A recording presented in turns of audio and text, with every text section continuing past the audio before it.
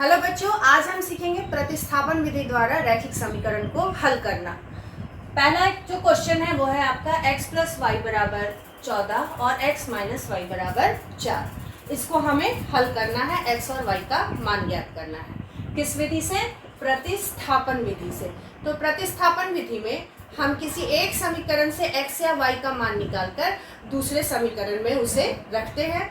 तो कैसे करते हैं, चलिए पहले देखते हैं। सबसे पहले आपको क्या करना है कि समीकरण का नाम ले लेना है, लिख लेना है। इसको हम ले लिए समीकरण 1 और इसका नाम ले लिए हम समीकरण 2। अब इसमें से किसी एक समीकरण को हम x या y में बदल देंगे। जैसे कि हम लिखते हैं समीकरण 1 से x प्लस वाई बराबर है आपका 14।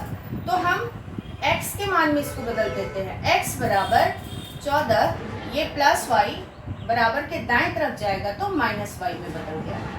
ठीक, तो हम यहाँ x का मान निकालिए 14 माइनस वाई। अब इस मान को हम डालेंगे समीकरण 2 में। आप समीकरण 1 या 2 किसी को भी बदल सकते हैं।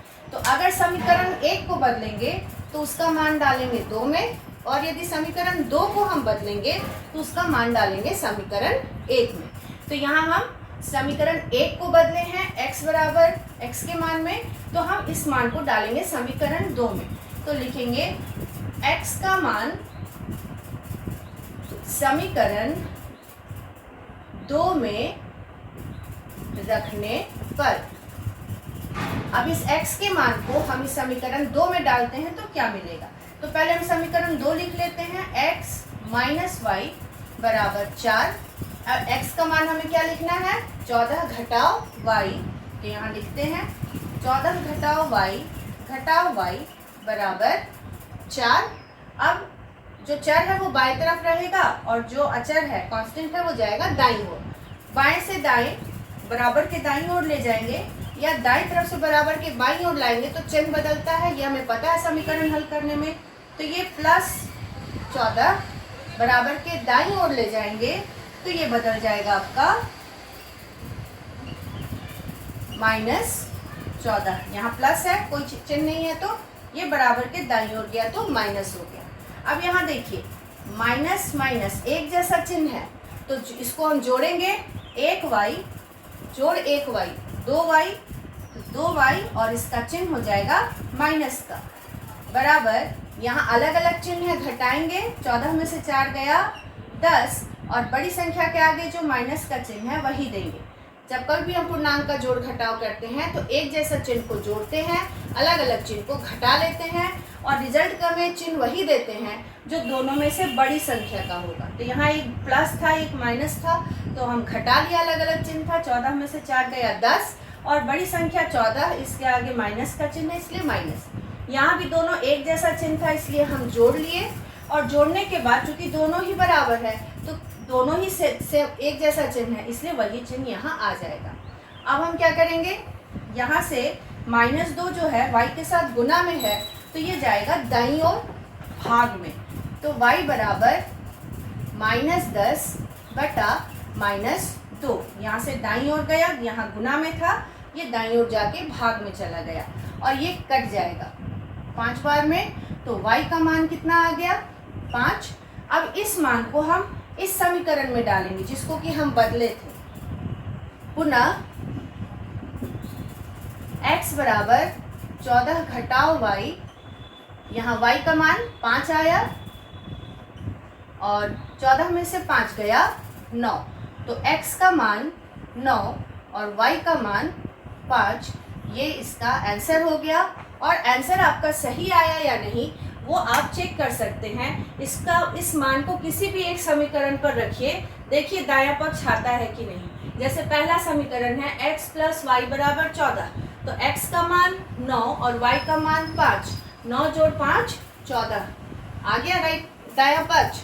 उसी तरह से इसमें लिखे यदि हम 9 घटाओ 5 4, तो जो मान होता है किसी समीकरण का वो उस समीकरण को सेटिस्फाई करता है। अगर हम उस समीकरण के बाएं पक्ष में उस मान को रखें तो हमें दायां पक्ष मिल जाता है। तो इस तरह से आप चाहें तो अपना आंसर चेक भी कर सकते हैं खुद कि आप सही बनाए हैं या नहीं। अब हम नेक्स्ट क्वेश्चन देखते हैं। यहाँ अगला प्रश्न है s माइनस टी बराबर 3 और s बटा 3 जोड़ t बटा 2 बराबर 6। इसका भी हम नाम लिख लेंगे, समीकरण 1 और समीकरण 2।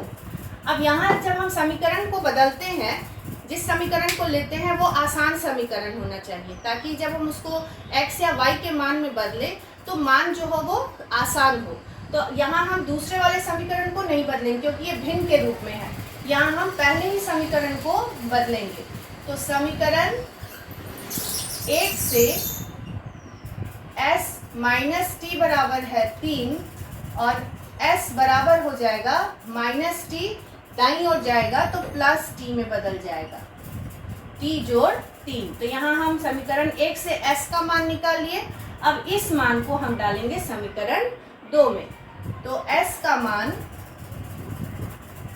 समीकरण 2 में रखने पर, अब जब हम इसको समीकरण 2 में डालेंगे तो क्या होगा, तो पहले समीकरण 2 लिख लेते हैं। s बटा 3 जो t बटा 2 बराबर 6। यहाँ s का मान t प्लस 3 रखना है, s का मान t प्लस 3 रख दिए, बटा 3 जोड़ t बटा 2 बराबर 6। अब हम इसको हल करते जाएंगे। यहाँ 3 और 2 का लसा हो जाएगा 6, 3 दूनी 6, 2 गुना t जोड़ 3 जोड़ 2 तिया 6, 3 गुना t बराबर 6। अब यहाँ ब्रैकेट हल करेंगे। 2 को t से गुना करेंगे 2t और 2 को 3 से गुना करेंगे 6, प्लस 3 को t से गुना करेंगे 3t बटा 6 बराबर 6। यहाँ जोड़ेंगे 2t जोड़ 3t 5t जोड़ 6 बराबर, यहाँ 6 भाग में है, दाईं ओर ले जाएंगे, गुना में चला जाएगा। 5t जोड़ 6 बराबर 6 छक 36, 5t बराबर प्लस 6 को हम ले जाएंगे दाईं ओर, बराबर के दाईं ओर, तो ये प्लस बदल जाएगा माइनस में। तो 5t बराबर 30 और t बराबर, t के साथ 5 गुना में है, ये दाईं ओर जाएगा तो जाएगा भाग में, 6 बार में कट गया तो t का मान आया 6।